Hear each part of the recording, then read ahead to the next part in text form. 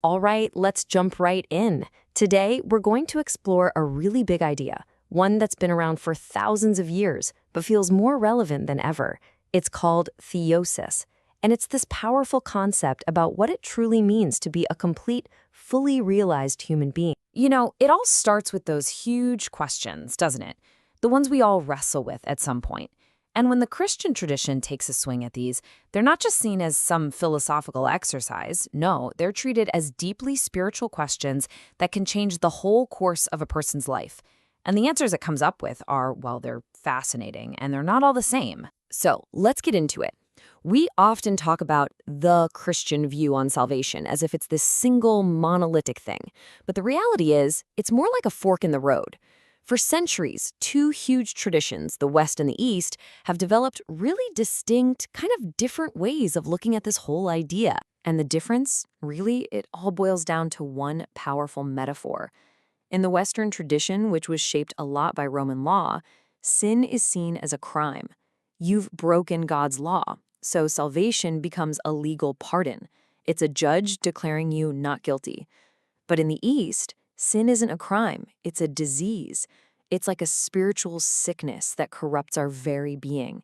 So salvation isn't about a pardon, it's about healing. It's a lifelong process of transformation. And that path, that Eastern idea of a journey of healing, well, that is exactly what theosis is all about.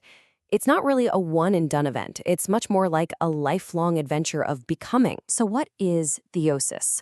Sometimes you'll hear it called deification, which sounds intense, but it's this idea of a process of slowly, over a lifetime, becoming more and more like God. Now, to be super clear, this does not mean we become gods by our nature. That's not it at all. It's about participating in God's life, His love, His grace, what the early church fathers called His energies. It's about being changed from the inside out. And then you get this quote. This is the one that just stops you in your tracks. It's from Irenaeus, a church father from the 4th century. I mean, when you first hear it, it sounds wild, right? Almost heretical. But what he's getting at is the absolute heart of theosis. The idea that the divine came into our human mess to heal it, and in doing so, to invite us to participate in that divine life. It's a beautiful, radical paradox. So you might be thinking, okay, how is that even possible without, blurring the line between us and God? Well, Eastern theologians came up with a really brilliant distinction to explain it. They talked about God's essence, His ousia, which is His fundamental, totally unknowable, untouchable being. We can never become that. But then there are His energies, His energeia. These are His actions in the world, things like His love, His grace, His life. And that is what we can experience and participate in. It's the theological key that unlocks the whole thing. This whole idea of transformation fits into this grand story of the human journey. A theologian from way back in the 2nd century, Irenaeus, he saw it like this. We were made good, but incomplete. Kind of like a project that wasn't finished. Then, our misuse of freedom, what we call the fall, threw a wrench in the works. But Christ, as a new Adam, came to, in His words, recapitulate the human story. Basically to relive it the right way, from the inside, healing it at every stage. So our journey, then, is to cooperate with that healing and join in this process of transformation. Now, I know what you might be thinking. This all sounds a little abstract, right? A theological deep dive. But what's amazing is how these ideas have been explored with incredible power, not just by theologians, but in some of the greatest literature ever written. I mean, you can't talk about this without talking about Dostoevsky. In Crime and Punishment, you've got Raskolnikov. He literally tries to become a god through his own intellect, deciding he's above good and evil. And it is a spectacular failure. His transformation, his healing, only starts when he's forced to go through suffering and accept love. And then you have Alyosha in the Karamazov brothers. He's the total opposite.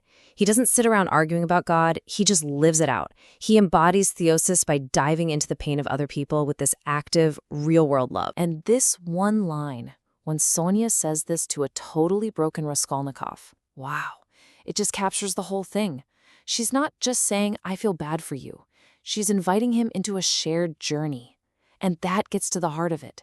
Theosis is not a solo mission. It's not a self-improvement project you do alone. It's found in relationship, in community, in the messy, beautiful act of sharing each other's burdens. So Dostoevsky's path is one of intense spiritual wrestling, right? But he wasn't the only one exploring this. There's another author who took this idea down a more radical, kind of earthy path. And here he is, Zorba the Greek, from the famous novel by Nikos Kazantzakis. Zorba would never use a word like theology. His God, as he says, is life itself, the full-throated, passionate, messy embrace of everything, the joy, the pain, the food, the dancing, all of it. And this gives us a totally different vision of theosis, one where you don't find the divine by escaping the world, but by diving into it so completely that you find that divine spark right there, in everything. Okay, so we've got ancient church fathers, Russian novelists, passionate Greek dancers. What on earth does any of this have to do with us? Right here, right now, in the 21st century? Well, as it turns out, a whole lot. When you boil it down, theosis gives us a whole new lens to see our lives through. It gives us a way to see suffering not as something meaningless to be avoided at all costs, but as a potential catalyst for transformation. It defines freedom not just as having unlimited choices, but as the power to cooperate with what is good. It gives us a goal, to become what some Korean theologians call a true person, a chamsaram, by healing who we are on the inside. It shifts our whole identity from being just a forgiven sinner to being an active participant in divine life. And all of that leaves us with a final, really challenging thought. In a culture that's constantly telling us to numb our pain, to fix every discomfort, Theosis just flips the script. It asks, what if becoming whole, what if real healing, isn't found in running away from our struggles, but in turning toward them, embracing them, and letting them transform us? A thought worth considering. Thanks for joining The Explainer.